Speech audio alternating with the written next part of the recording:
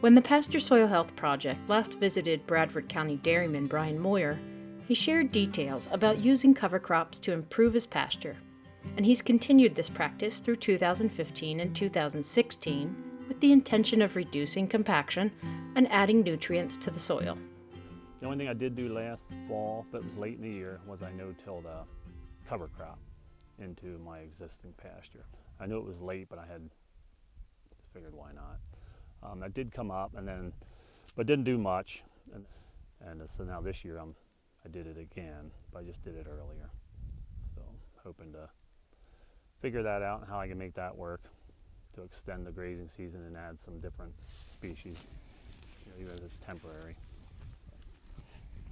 For me, if it's for fall, I'm going to put in something that's going to over winter or take the colder weather. So that could be an annual ryegrass or cereal rye, something in that family.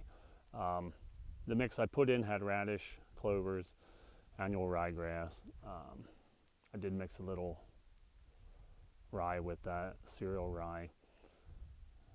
And so those were to take me later in the year.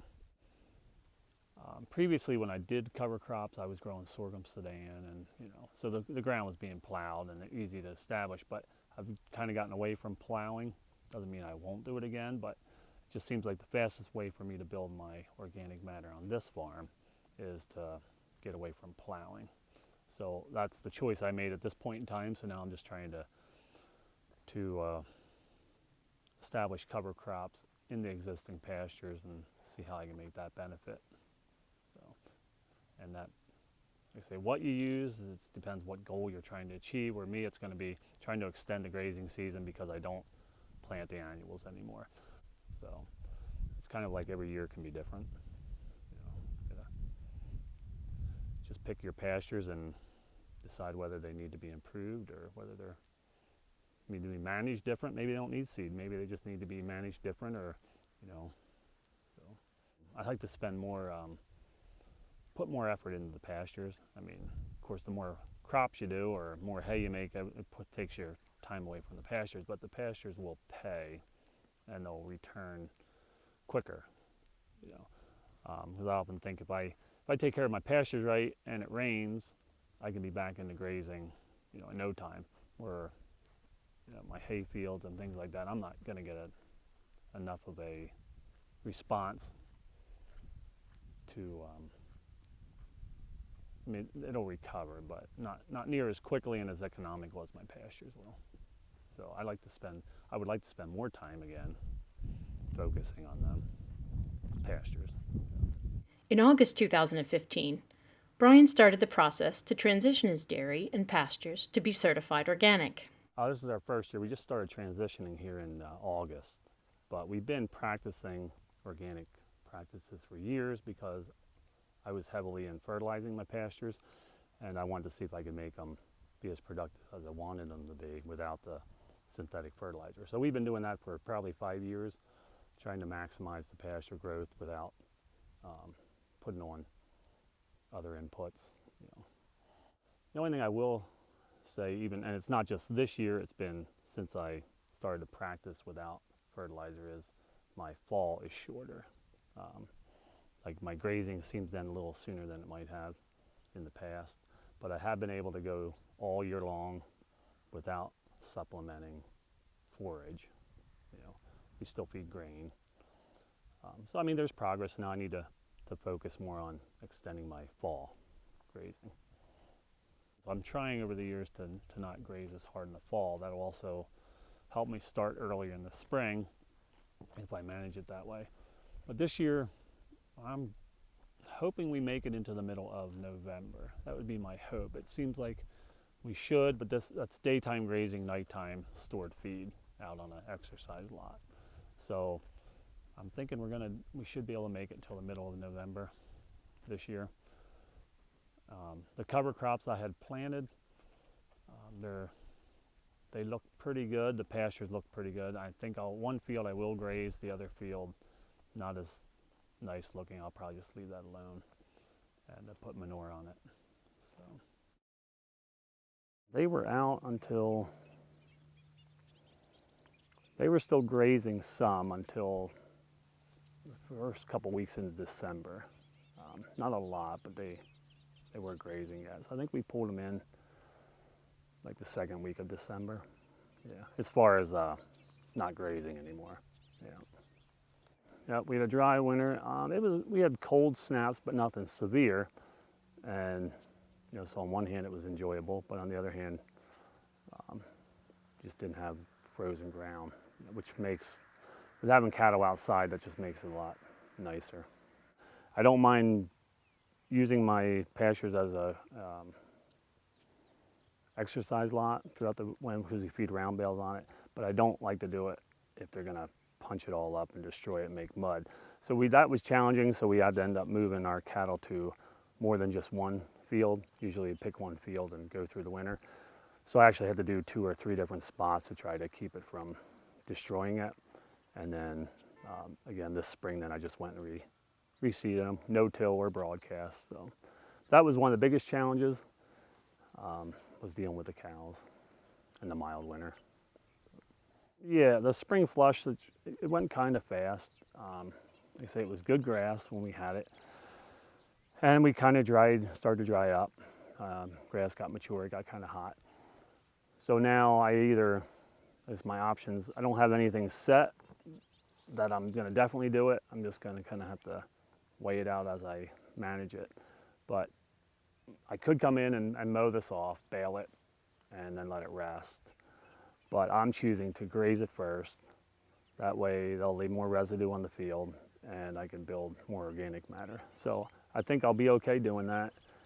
So last fall I wanted to try to extend the grazing season because I'm not plowing and putting in cereal grains or anything like that, or I'm trying not to. So I no-tilled oats and rye, triticale, and I think if there was some Italian ryegrass. So it did come up. The oats actually came up better than the triticale or the rye as far as late in the fall. I wasn't going to graze it. I wanted to see how much growth I could get because I also would like to have something growing through the winter or some cover. But the cows kind of decided they were going to graze it anyway. So that worked. Now I've seen a little bit here this spring that survived the winter, but not enough to brag about. And so now this spring I no-tilled oats, peas, spring peas, and Italian ryegrass in some of my pastures this spring. So they grazed it once and see what happens. So we're going to play with that a little more. Anymore, like I said, I used to grow grass, I would say New Zealand style, where it was more, I was a grass dairyman.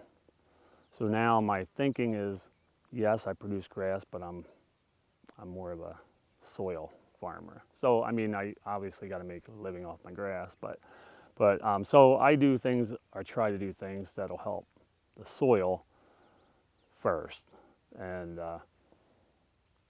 do I see improvement? I do believe I do. I mean, I want to, and I think I am, but up here in the fall, I could think it's improving, and in the spring, I'm thinking, what happened? So I mean, it's like, but I do believe I'm making an improvement because the last 3 years, I didn't run out of grass, and there was a couple years in there that were pretty dry, and I didn't run out of grass, and I don't plant annuals for that hot summer dry period anymore. So I do believe I'm making progress. The numbers you take will help tell whether or not that's happening. I'm just going to continue to work on it. I mean, I think if your mind is to always help the soil, it might not be fast. Improvements might not be fast, but you certainly can't be going backwards, you know? So irrigation still interests me.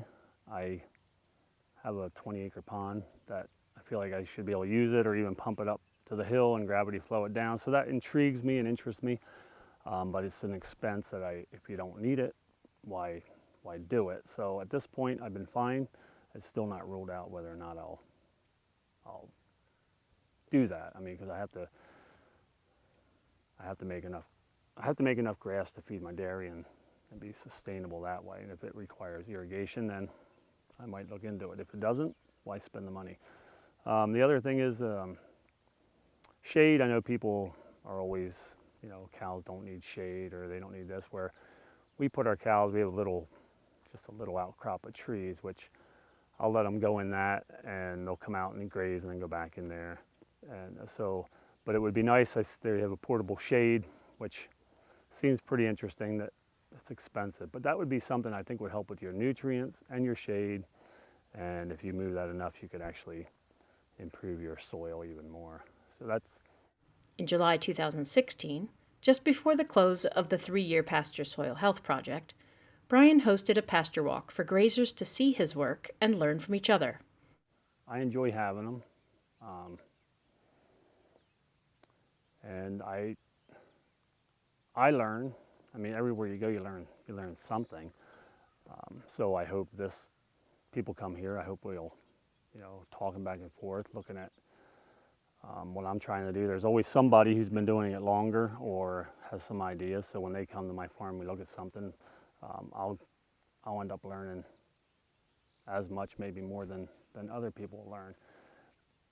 But I think education, getting on a farm, and seeing what people are doing is probably the best thing. Because reading about it's good, but it doesn't always.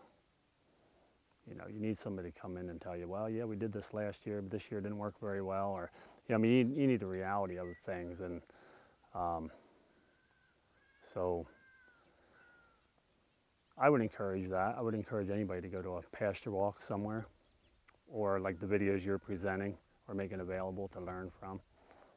And it's always a learning curve. You could come next year and ask me something, and I might say, well, it kind of didn't work this year, or we'll see what happens next year. And it's nothing set in stone. And so you got to learn.